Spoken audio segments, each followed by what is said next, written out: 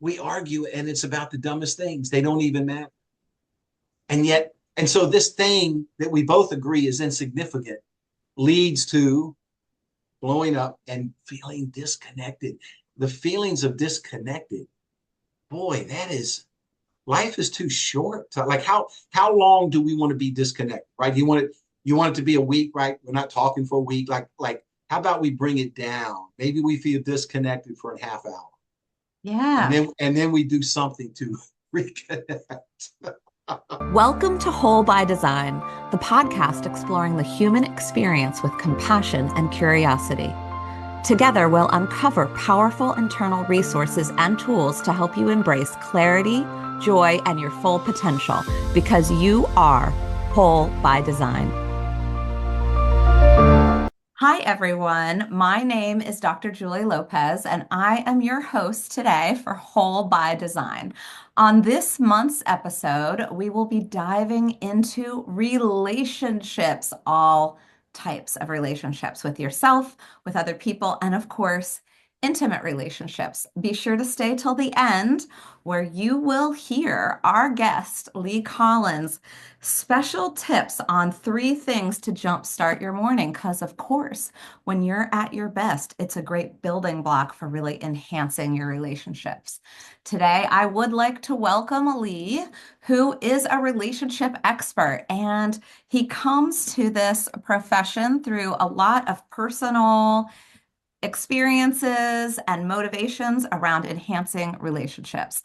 Thank you so much for joining us today, Lee. Oh, Dr. Julie, I'm honored to be talking with you today. Thank you.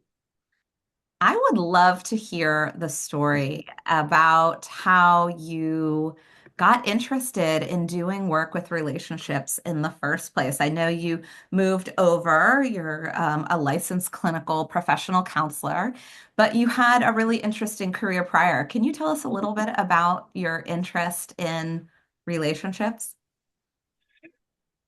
So you look back on your life, and I think I always enjoyed communicating with people. But early in my life, I was, enthralled with debating and trying to prove my point. And as an early young man, I worked at FedEx, right, because I had a little family to support. But it was during that time I ended up moving into leadership and became a supervisor and a manager. And I saw the impact of leadership, which is largely communication. Didn't fully understand the true power of it, but I got glimpses. And then when that career ended, a little more quickly than I thought during 9/11, I stumbled into the fire department, which was just an amazing experience. What a career. And so, I started off as a fireman and then as a paramedic and communicating with people who are in distress, right?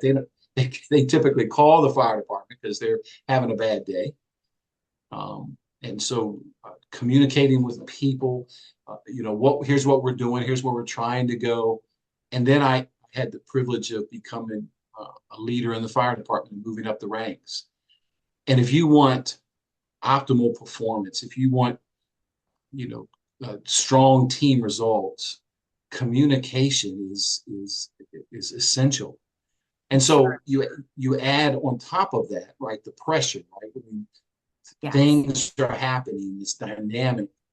And so my communication had to go up even higher there. And then there was just a moment in the fire department where uh, I was in the office then, and some things happened in the department that really weren't favorable for the department publicity wise. A colleague of mine, the EO officer, introduced me to mediation. There were some county Mediation. mediators, Yes. um, and in interacting with them, just had such a dramatic impact on my life, and I began to study mediation. So that I think that's a little bit of the art. Yes. And so, of course, when you're in a position of leadership and you know how important it is to relate accurately with one another, be able to really listen and then communicate effectively and you said you saw someone come in and do mediation and you started to recognize, oh my gosh, there's all this complexity here. There's all these levers we can move and shift to have people really feel seen, heard, understood, and it opens up a whole new world. And so I love that story as being so inspiring that it inspired you to go back and hone your skills even further as a professional counselor. Well, I love your analogy of shifting some gears because that's really what happens. And you've used the phrase people being seen and heard or heard and understood.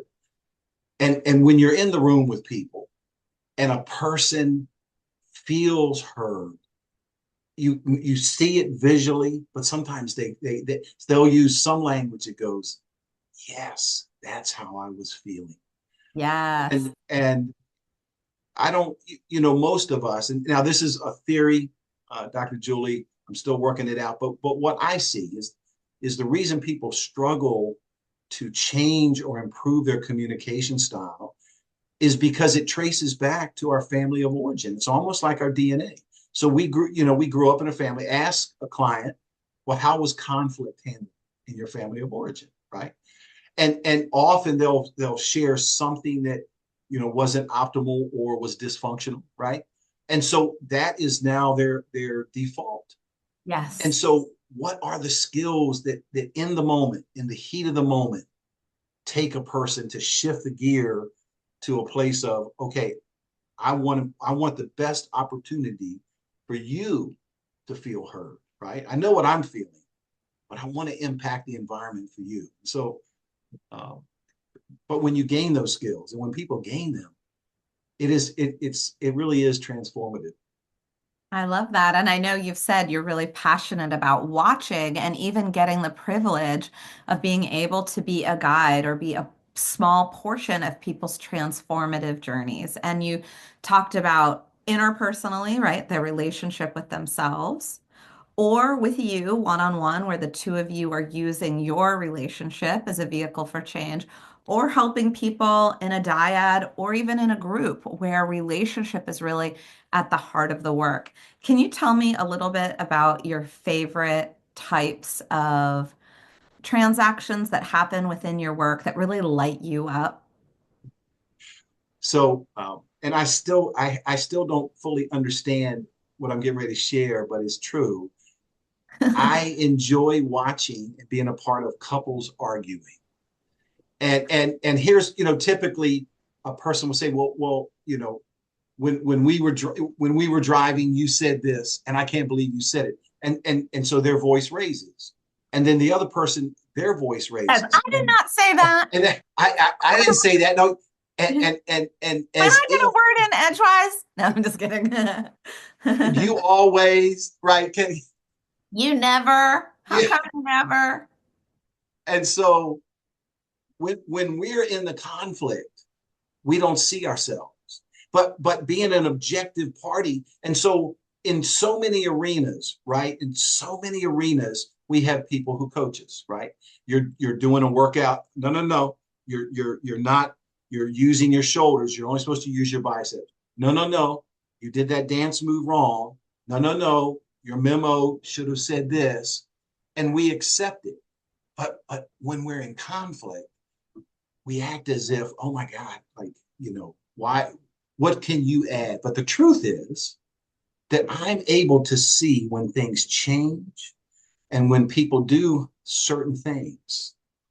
And so then when it's brought to their attention and they're receptive, now they have the opportunity to do something different. And I so then when they begin to practice, and so you mentioned it, right? So it starts with ourselves, right? So why does my voice raise? Because you remind me of my mother. Because you brought up something when I was a kid, I always felt demeaned. When you do that, I feel intimidated or bullied, and it takes me back. Or and oftentimes, folks will say, "Well, I was in an abusive relationship," right? Mhm. And so seeing, beginning to understand that, and it's not changing who I am, I'm changing my approach because I want to impact my emotional balance. But in doing that, I want to impact you. When we get emotional physiologically, there's a point at which you go past a certain point and we're no longer thinking rationally. We're thinking with a different part of our brain. Yeah, of course. That's And, right. and so if we stop, if we stop at a certain point and do something different. So for example, begin to breathe, right? It brings us back down. I'm reading a book right now. It's called Never Split the Difference by Chris Voss, who is a well-known FBI hostage negotiator. And he calls this whole piece tactical empathy. So it's understanding uh, where a person is so that I can impact this moment and all the moments to come. See, that's what we want to do. I I want love that. Wait, say it again. Do it again. Say it so again. I love it. so tactical empathy, right? I want to understand your emotions and mine, but hopefully I've already controlled mine, but I want to understand your emotions so that I can impact this moment and the moments to come. And Yes. so whether it's If there's a disconnect, it's you're done. It's over, well, right? The empathy is so critical for feeling heard and understood and connected. oh, and so just this week, somebody said to me that you might have heard this often as well.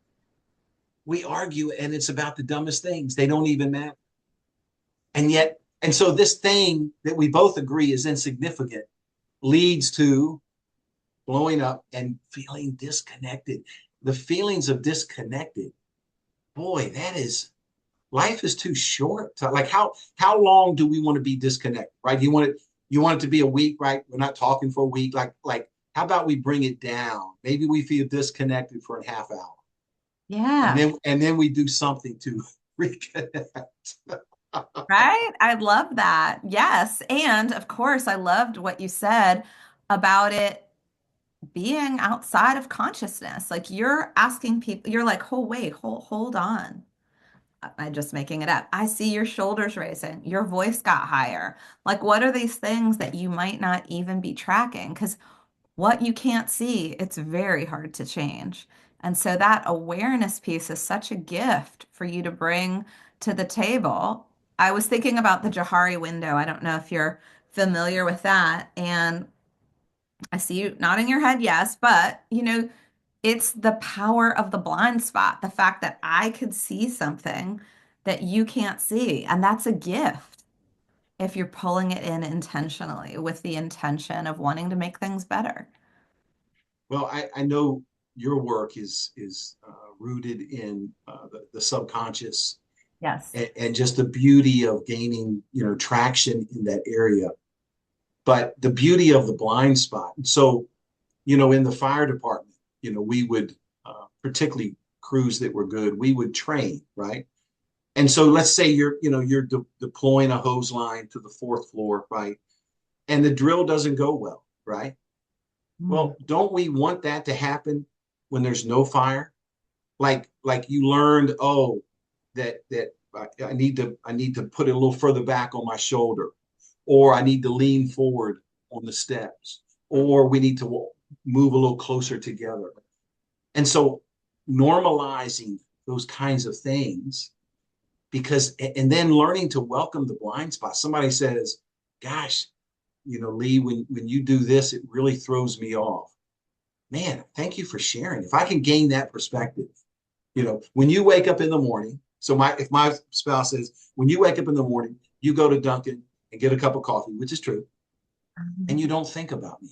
Now, I'm thinking, gosh, I want you to sleep. She's thinking, thank you for sharing that with me. I'm bringing back now a donut. I'm bringing, and okay, it gets cold. It sits on the counter. But what's the value add? The value add is now I see, wait a minute, I've got to think about my actions. So, And there might have been a different interpretation, right? You were like on the I'm letting you sleep, and she's on the like, oh, he's not thinking about me. But you were, right? And so that's where the slowing down and the conversation helps to create that bridge, which I love. Mm. That. Another strong analogy, the bridge. Like let's go a little further on the bridge, right? So my wife and I, we recently went over the Bay Bridge, right? Her first time going over.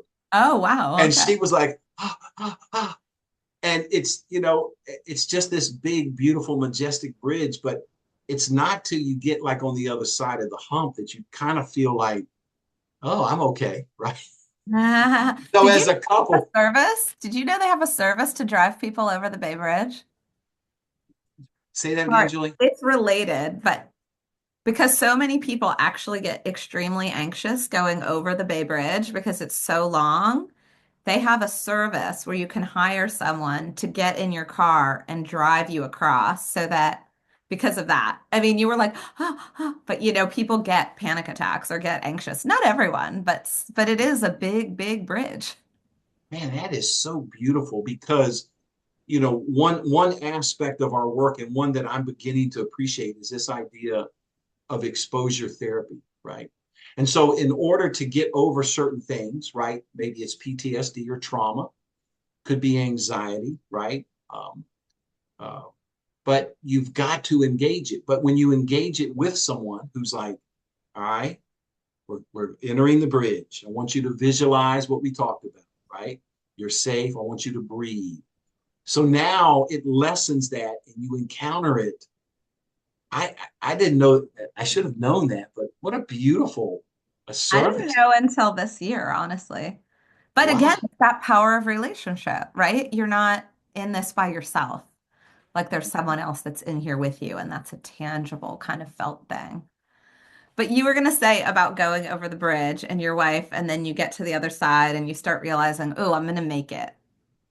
And so, now it's like, all right, so let's get on the bridge, right? Let's get on the bridge together and let's get going, right? So, uh, and this happened this week, but it's kind of coming together here. Sometimes as couples, now this can be true in the workplace, right? If having conversations with people, with your siblings, family members, like we don't have certain conversations because we're so afraid of the emotional ramp up, right? I'm Mhm. on 50, right? And there's that little teeny bridge over the Severn River. Oh, the Bay Bridge is going to be so bad, right? The truth is, once we get on the bridge, it's not as bad as we thought.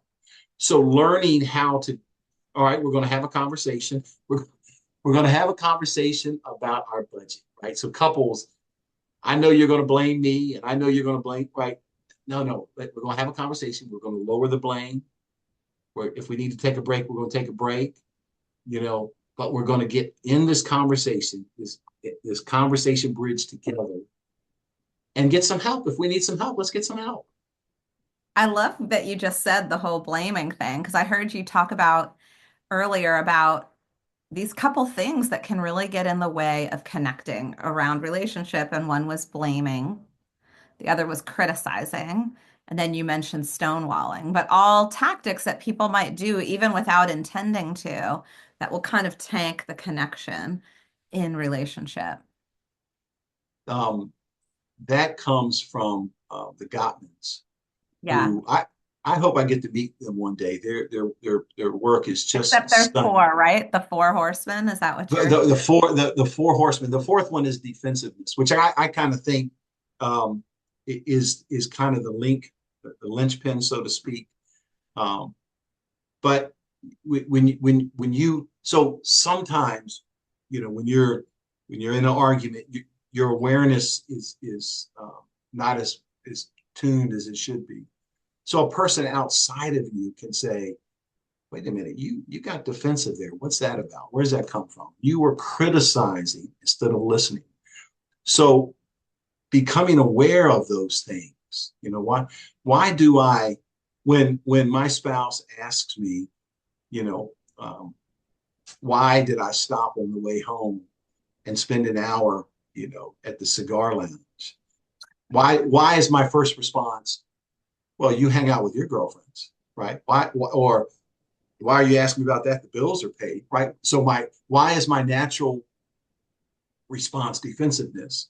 as opposed to something else. Oh, help me understand. Maybe she just simply wants to know what we talk about there. Maybe she just wants to enter my world a little bit. Yeah. But that move to defensiveness and criticism, and when you make progress in those, OMG, it's like paying off a credit card. You pay one off, you're like, oh my God, we can do this. I love that. Very relatable, right? In this day and age right now. I know this is going to sound crazy. And maybe before we move to this, we're almost at the end of our time. But I did just want to say, you talk so much, and obviously this is a major piece of relationships about the power of communication, which has, the listening, the communicating, the receiving. But I did hear that communication is the most powerful tool. Our voice is the most powerful tool that we possess. And so I wanted to give just a little shout out to the fact that the prolific and talented Lee Collins and I met at a Toastmasters club that was specifically for people in the mental health profession and, and honing that tool, right? Which is only one part of effective relating, but honing that tool is super powerful. Oh my. And when you mention that, so for those who haven't attended, part of Toastmasters is getting feedback, right? Yes, You give a speech, you get feedback. And what a privilege to work on that skill right there. And then, public speaking is almost inherently anxiety or fear inducing. So it's a place to work on that. And it's just such a great experience. I had such a great time in Viva Toastmasters. it is a great experience. So here we are at the end of our time. So, what is the basic building block of all relating? It starts with a great morning routine. So tell us about the three things that you recommend for jumpstarting your morning. So three things that I do, and I've worked on them, continue to work on them. But the first is, what is your first self-talk in the morning? And so think about the alarm goes off, or you wake up and you decide I'm gonna get out of bed. So you pull the covers off and you swing your legs over. And is your talk, oh God, I gotta get this day started, right? Or is it something positive? And so last year I used just a simple template, and it went like this. Today is going to be a great day because fill in the blank. I get to fill in the blank. Today's going to be a great day because I get to exercise my skill and I get to meet with clients.